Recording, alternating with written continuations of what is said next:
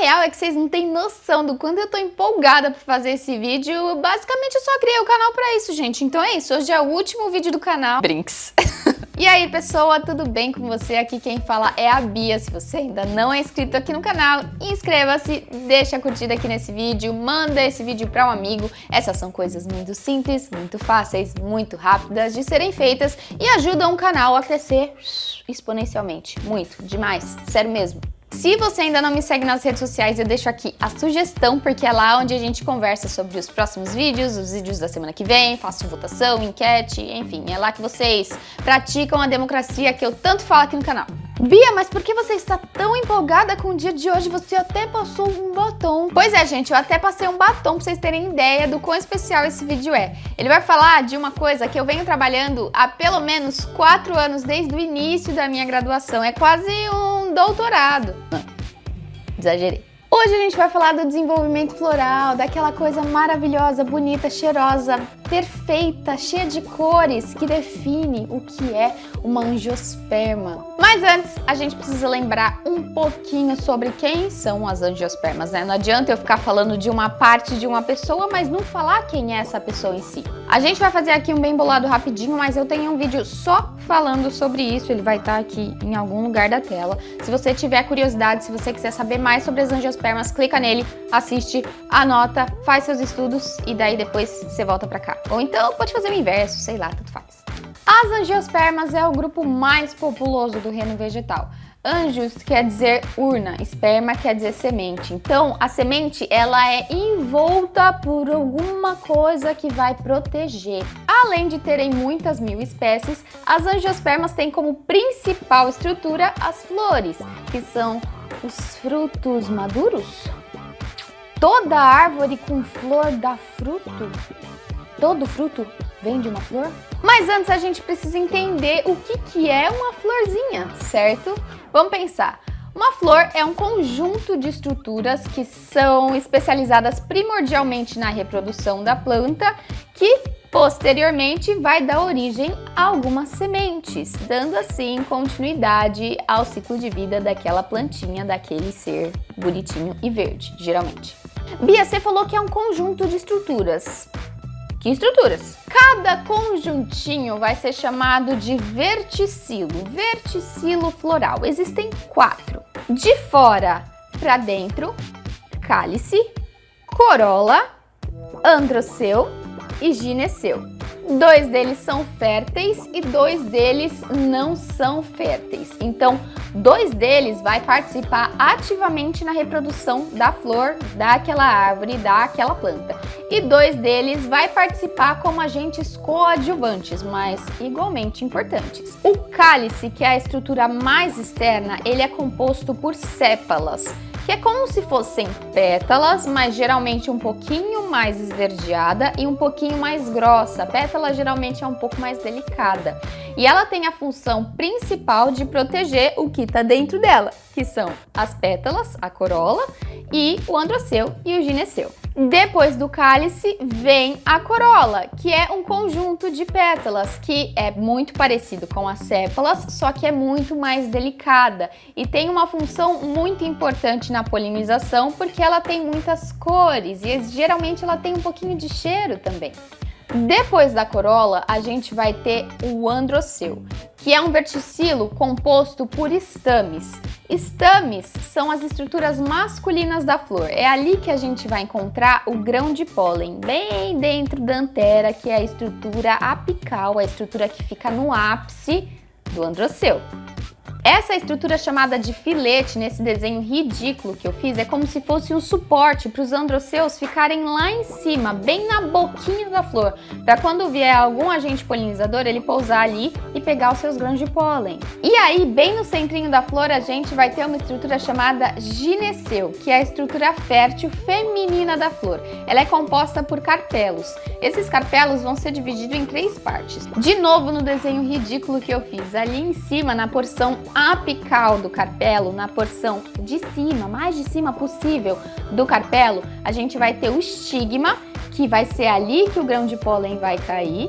No meio, a gente vai ter o estilete, que é como se fosse uma passagem para chegar até a porção mais basal, que é o ovário da flor.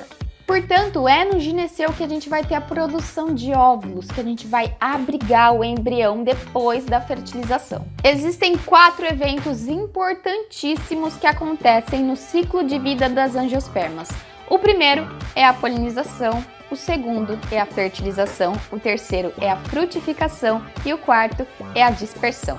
Apesar deles terem nomes um pouquinho parecidos, tudo termina com ão, eles são eventos totalmente distintos que acontecem em momentos completamente distintos também. A fertilização também é chamada de fecundação e a gente pode lidar com esses 2 nomes que vai ser a mesma coisa. Polinização vai ser o processo de transferência do pólen da antera, que é a parte apical masculina da flor, para o estigma, que é a parte apical feminina da flor. Pousa uma abelhinha ali em cima de uma flor masculina. Já já a gente vai falar sobre flores masculinas, femininas e bissexuais, que são as flores hermafroditas. Aí ela pousa ali, ela dá uma sacudidinha na antera, ela fica cheia de pólen, o pólen gruda no corpo dela. Alguns pólens têm essa propriedade de grudar em alguns pelos. E aí ela vai lá e voa para outra florzinha. Nessa florzinha, ela vai pousar no estigma da flor de forma totalmente acidental. Esse grão de pólen vai cair ali na boquinha do estigma, vai formar um tubinho polínico, vai passar por todo o estilete do gineceu, do carpelo da flor e vai chegar no ovário. Chegando no ovário, ele vai encontrar um óvulo bem bonito e bem maduro para fertilizar. E é nessa parte que acaba o processo de polinização e inicia-se o processo de fecundação, de fertilização do grão de pólen até o óvulo. E aí vai acontecer um monte de processo meiótico, mitótico, que a gente não vai entrar em detalhes aqui. Mas é muito legal de falar da fertilização da flor porque, cara, é muito doido. Ela consegue fazer uma coisa que a gente não consegue e que muitos dos animais não conseguem, que é se autofertilizar. Lembra que eu falei que a parte masculina da flor fica do lado de fora, fica circundando o gineceu, que é a parte feminina da flor? Geralmente ele vai ser um pouquinho mais baixo, justamente para não acontecer a autofecundação. Porque a autofecundação, assim como pra gente, até porque a gente não faz, mas para muitos animais não é muito legal. As plantas precisam dessa variabilidade genética para evitar algumas condições que podem ser maléficas para sua saúde. Incesto não é muito legal, né, galera? Mas às vezes esse é o único meio dela se manter viva e geralmente as plantas sabem disso e daí elas aceitam ou não receber o próprio pólen se elas forem plantas hermafroditas. E já que a gente está falando de plantas hermafroditas, existem 3 tipos de florzinhas. 1. As plantas monóicas, 2. As plantas dioicas e 3. As plantas bissexuais ou hermafroditas. De novo eu fiz um desenho ridículo para ilustrar, mas vamos lá seguir ele. As plantas dioicas, elas são plantas com flores de apenas um sexo, então elas vão ter indivíduos apenas masculinos ou apenas femininos. Vamos pensar no cacto que tu tem na tua casa, é uma planta pequenininha que tá cheia de florzinha. Todas essas flores vão ser ou femininas ou masculinas. Não tem como a gente ter aquele conjunto de androceu e aquele carpelinho no meio. Não, isso não vai acontecer. Vai ter só um ou só outro, ok? Então elas são plantas dioicas. As plantas monóicas, elas vão ser plantas com flores dos 2 sexos, mas em flores distintas. Então ela vai ter indivíduos com flores masculinas e indivíduos com flores femininas. De novo, seu cacto. Cacto, essa flor daqui, ela vai ser feminina, essa flor daqui, ela vai ser masculina. E isso em toda a plantinha. Elas são plantas monóicas, então. E as plantas bissexuais ou hermafroditas, que são as plantas com flores dos 2 sexos na mesma flor, indivíduos com flores masculinas e flores femininas. Seu cacto, na mesma florzinha, a gente vai ter ali o androceu e o gineceu. E aí, depois da fecundação da planta, a gente tem a frutificação, que é quando as pétalas começam a sair, as sépalas começam a cair, a planta começa a ficar esquisita. Esse processo é um processo duplo. Enquanto o tecido do grão de pólen, juntamente com o tecido do óvulo, vai formar a semente, o tecido ovariano, que é o tecido carpelar, que fica mais basal, lembra que tem 3 partinhas, uma partinha mais basal é o ovário, o tecido do ovário ele vai se expandir e ele vai se chamar agora pericarpo. Geralmente, o pericarpo é a parte carnosa, gostosa que a gente come das frutas. E aí fica a questão. Todo fruto que a gente come, toda fruta gostosa, docinha, ácida, que seja, que a gente come é advinda do ovário, da parede do ovário, do carpelo? Nem sempre. Esses frutos que são advindos da parede ovariana, que formam de fato um pericarpo, eles são chamados de frutos verdadeiros. Mas existem também, que eu sei que vocês lembram dele, os pseudofrutos. Os pseudofrutos são frutos advindos de outra parte da flor, que geralmente a gente não come o fruto verdadeiro e a gente vai comer esse pseudofruto, que ele vai ser mais gostoso, mais docinho, enfim, que seja.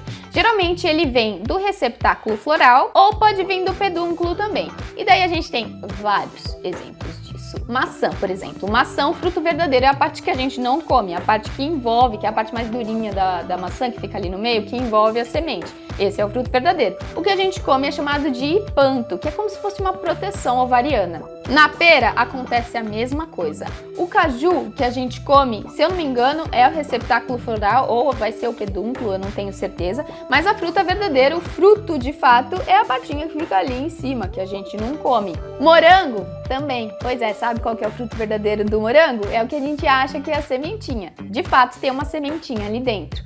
Mas toda aquela parte pretinha é um fruto chamado de aquênio, ele é minúsculo. Então o que vai ser o fruto? O fruto, ele é sim o ovário maduro, mas ele pode ter ou não outras partes florais em sua constituição. E aí a gente tem diversos tipos de frutos, muitos mesmo. A gente vai ter os frutos simples, os frutos múltiplos, os frutos agregados, e daí dentro de cada modalidade de fruta a gente tem uma batelada de fruta. E eu não quero discutir, porque aqui a gente não tá falando de vestibular, a gente quer só entender como é que funcionam os processos. O que eu acho legal de vocês saberem é que existem os frutos carnosos e os frutos secos. Um exemplo de fruto seco, por exemplo, é o aquênio, que é o frutinho do morango, ele é um fruto seco. Um legume, que é o feijão, é um fruto seco também, procura aí. Fruto, legume, feijão, você vai ver. E apesar dos frutos secos e dos frutos carnosos serem absurdamente distintos em sua constituição, na sua morfologia, do seu jeitinho de parecer, eles têm uma coisa muito importante em comum, que é carregar o embrião dentro das sementes. E aí a gente entra no último estágio, que é o estágio de dispersão, que é quando a gente pega um diásporo. Diásporo pode ser qualquer coisa que vai ter o frutinho ali dentro. Geralmente é uma semente, mas ela pode ser uma semente alada, ela pode ser uma semente que bota. É o mecanismo de dispersão desses diásporos para que a próxima geração possam ser estabelecidas, principalmente longe da planta-mãe. Porque a gente não quer criar uma competição entre a planta-mãe e todas as outras plantas-filhas. Competição como? Como competição? Competição de nutriente do solo, competição de luz, competição de quem vai comer a minha semente ou quem vai comer a sua semente. Plantas são competitivas, minha gente. Você acha que é só no mundo capitalista que a gente tem competição? E aí a gente tem três tipos principais de dispersão, que é a zoocoria, que é a dispersão feita por animais, tem a hidrocoria, que é a dispersão feita pela água, e tem a anemocoria. É isso mesmo? Anemocoria, é isso aí, que é a dispersão feita pelo vento. E cara, dentro dessas três modalidades a gente vai ter outras inúmeras modalidades pequenas, é sempre assim, né, indo do maior para o menor. Então, por exemplo, dentro da zoocoria a gente tem a endocoria, que é quando um animalzinho vai lá, come a semente, entra todo o seu processo digestório, enquanto isso ele tá perambulando por aí e tal, quando ele vê ele tá a 2 km já da planta-mãe, ele vai lá e faz um cocôzinho, e aí a semente sai nesse cocô, sai nas fezes dele e vai se estabelecer no solo, criando uma outra árvore bonita e bela e bem longe da sua planta-mãe, que é o que importa. Na anemocoria, que é a dispersão pelo vento, a gente vai ter uns diásporos que são super plumosos, a gente vai ter diásporos que são balões, que tem um balãozinho assim que ele é inflado e daí ele vai conseguir voar longas distâncias, é muito legal. Geralmente, a anemocoria é feita com as gimnospermas e não com as angiospermas, mas a gente pode encontrar muitos exemplos dentro das angios também. E aí a gente tem a hidrocoria, que dentro da hidrocoria a gente vai ter uns diásporos que boiam, o coco é um diásporo que boia, a gente vai ter uns diásporos que afundam, a gente vai ter uns diásporos que só vai vingar quando vier a chuva. É muito louco, é um mundo que é tão tão diverso, gente, é tão bonito, é tão legal de estudar. Eu queria muito que as pessoas tivessem botânica de forma legal, de forma gostosa nas escolas, porque é um mundo muito grande. E a gente fica preso dentro das frutas do supermercado, né? Quando na verdade a gente tem mais de 200 mil, mais de 300 mil espécies de angiospermas que muitas delas ainda nem foram catalogadas. Tem gente que estima que chega a 1 milhão de espécies, sabe?